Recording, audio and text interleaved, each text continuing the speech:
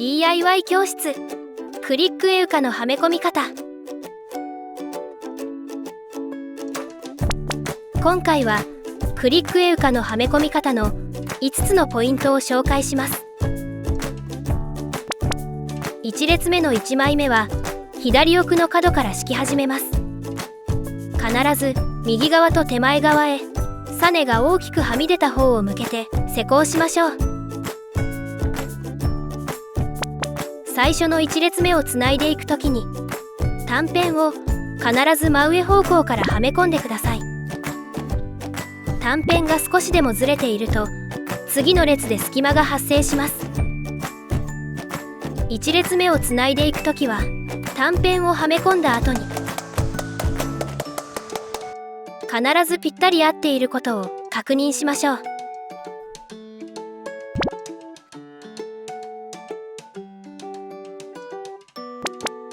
2列目以降の1枚目は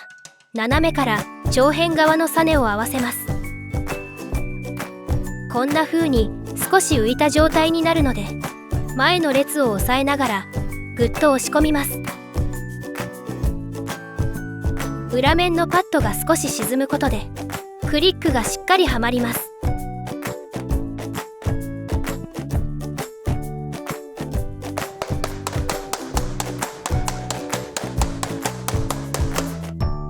2枚目以降は2辺を合わせて貼っていきます。隣の短辺とぴったり位置を合わせながら斜めから長辺側のサネを合わせて差し込みます。少し浮いた状態になりますが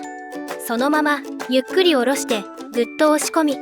ゴムハンマーでクリック部分を叩いてはめ込みましょう。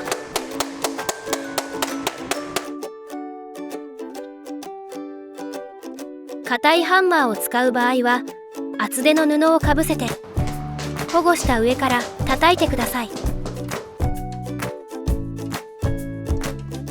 施工途中のどこかでズレがあるとその影響で隙間ができてしまうことがあります。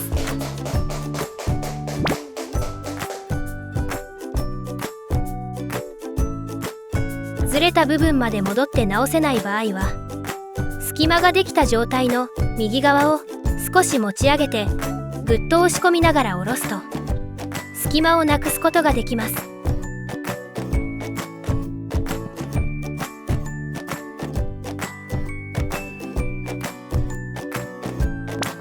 下地が柔らかい素材ではめ込みにくい場合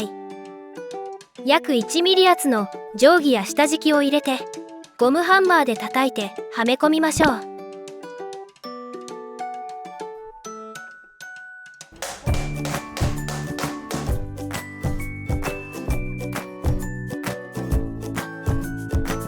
叩く位置は継ぎ目の真ん中ではなくクリック部分の上を叩きましょう。